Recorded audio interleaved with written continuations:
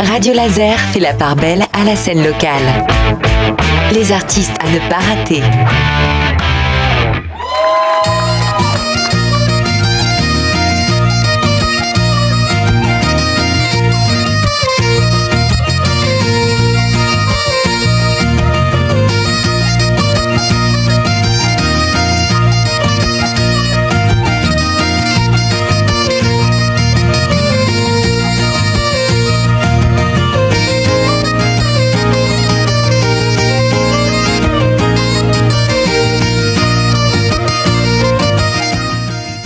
Notre groupe de la semaine, ça ne change pas, c'est toujours Ampoy, le groupe que vous voyez notamment dans les fest-noz du territoire, mais aussi un petit peu partout si vous savez ouvrir les yeux et les oreilles. Un groupe qui vous propose donc un nouvel album. Et comme toujours avec Ampoy, la question de l'identité, d'où on vient, elle est jamais loin. Simon, Guylaine, moi j'avais envie de savoir qu'est-ce que vous mettez derrière ces questions, d'où on vient, votre identité. Qu'est-ce que ça vous inspire finalement ? Pour le coup, moi je suis d'origine franco-italien. Et je fais de la musique traditionnelle bretonne. Donc d'où je suis de Pontivy. J'ai appris le breton sur le tard. Ma compagne est bretonnante de naissance. Mes enfants sont à l'école du Mans. Et pour autant, j'ai quand même un affect pour l'Italie aussi. Et sa langue, et sa culture, sa nourriture. mais d'où je suis d'ici, de l'Orient, enfin de Bretagne. Et j'essaye de défendre ça en tout cas, quoi. Voilà, et ça ne m'empêche pas d'avoir la moitié de moi qui vient d'un autre pays, quoi. Oui, c'est ça, c'est intéressant parce que là, on peut pas vous accuser de repli ou de régionalisme ou de je ne sais quoi, parce que clairement, à t'écouter, Guylaine, t'es aussi tourné vers des cultures qui sont plus lointaines encore. Et les autres aussi. Oui. Et Simon pourra en parler, mais dans le titre éponyme de l'album, Langage, on a un thème qui nous vient du Danemark. C'est vrai. Bah justement, Simon, est-ce qu'on peut parler de ça ?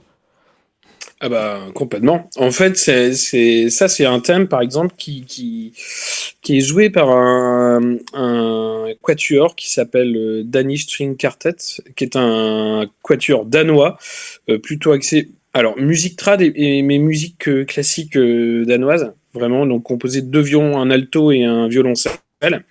Et donc, c'est un groupe que Eiki m'a fait découvrir et j'ai trouvé ça hyper joli, voilà.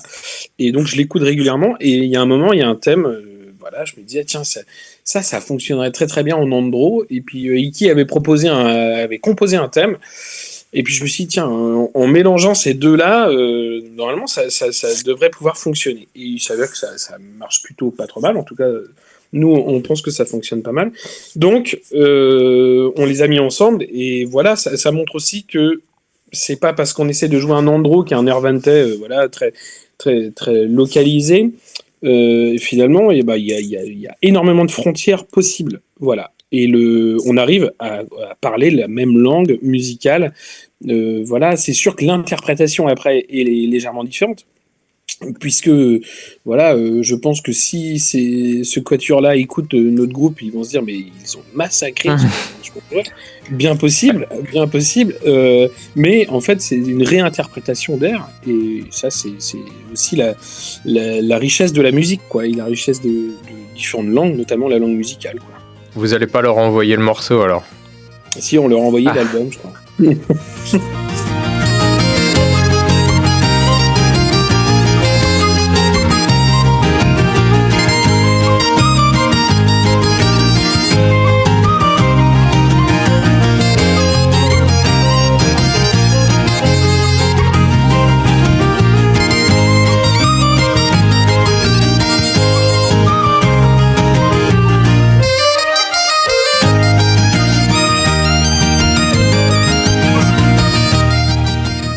Puisqu'on parle aussi des nouveautés de cet album, Langage, je crois qu'il y a un nouveau membre qui vient dans le groupe pour jouer de la flûte. Peut-être qu'on peut parler de lui ? Oui, si tu veux. Oui, effectivement, le dernier, enfin l'avant-dernier membre fondateur, Michael Derrien, a quitté le groupe en 2023. 2023, voilà. Et donc, derrière, il y a eu tout un processus de réflexion vers quoi on va et quel type d'instrument choisir. Et puis notre choix s'est tourné vers la flûte, mais il s'est pas tourné vers la flûte. Enfin, il s'est tourné vers la flûte, oui, parce que la sonorité de la flûte, mais il s'est surtout tourné vers le musicien qui joue de la flûte, et donc Rémi Bouganek. Voilà, c'est-à-dire que la rencontre, moi personnellement, je connaissais de vue, je le connaissais musicien dans ses groupes, mais je l'avais pas, c'était pas vraiment rencontré avant. Et la rencontre humaine est voilà incroyable. C'est quelqu'un de vraiment vraiment super et un excellent musicien et qui du coup amène ça touche sa personnalité et son son, un super son de flûte, voilà, super musicien, super mec. Donc voilà, ça s'est fait.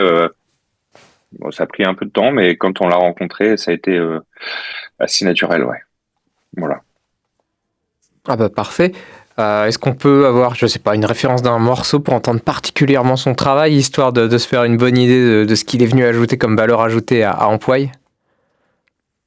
Bah, langage, c'est lui qui commence. Ah bah parfait, le langage. Et quitte à parler des morceaux, j'aimerais bien que Simon, par exemple, tu me parles un peu de la gavotte des montagnes. Moi, je suis néophyte sur tout ce genre musical, donc j'ai besoin qu'on me prenne un peu par la main. Aucun problème. Alors, la gavotte, bon, alors il y a plein de sortes de gavottes en Bretagne. Est-ce qu'on peut rappeler ce qu'est une gavotte aussi, tiens, tant qu'à faire? Une gavotte, en fait, c'est une danse qui date, vraiment, déjà, et en fait, qui a été adaptée vraiment pour de la musique trad, vraiment. Et là, donc, il y a différents gavottes qui se déclinent. Il y a une gavotte à Rostronin qui s'appelle le Ficelle, qui est assez spécifique. Il y a une gavotte, voilà, sur Châteauneuf. Il y a une gavotte sur la gavotte, de la Veine. Il y a, en fait, c'est chaque zone a un petit peu sa gavotte. Donc c'est une danse sur 8 ans, voilà. Et nous, on fait une gavotte des montagnes. C'est quand même globalement la plus connue, populaire, répandue, je vais dire ça. Même si, enfin, bien, quelqu'un du pays Pourlette vous dira, bah non, c'est la gavotte Pourlette, forcément, chacun va valoriser un peu sa paroisse, mais voilà, en gros, on est dans le pays de Montagnes Noires, en fait. Voilà, dans le centre Finistère. Et donc, c'est la gavotte des montagnes, c'est ce qui est vraiment très, très répandu en Fesnoz. Nous, on a... Donc, il y a une partie qui a été composée par Eiki, voilà, qui est à la guitare, et puis une partie d'air traditionnel, voilà, qui sont voilà récupérées à la fois des sœurs Guadec, qui étaient des sœurs qui chantaient énormément voilà, en Fesnoz dans les années 60, voilà.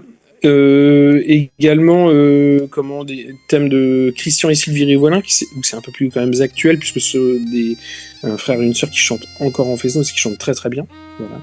Et bah, nous on a repris ces thèmes-là en y mettant un tempo un petit peu plus supérieur sans doute à ce qui peut être vu ou entendu en Fesnoz, pour essayer de créer un peu de dynamique différente. Voilà, après c'est à découvrir. Décidément, on en apprend des choses sur Radio Laser, cette gavotte des montagnes à la sauce en pois, et moi je vous propose de l'écouter maintenant, et on retrouve une nouvelle fois le groupe demain, et on philosophera un peu en compagnie de Guylaine et Simon.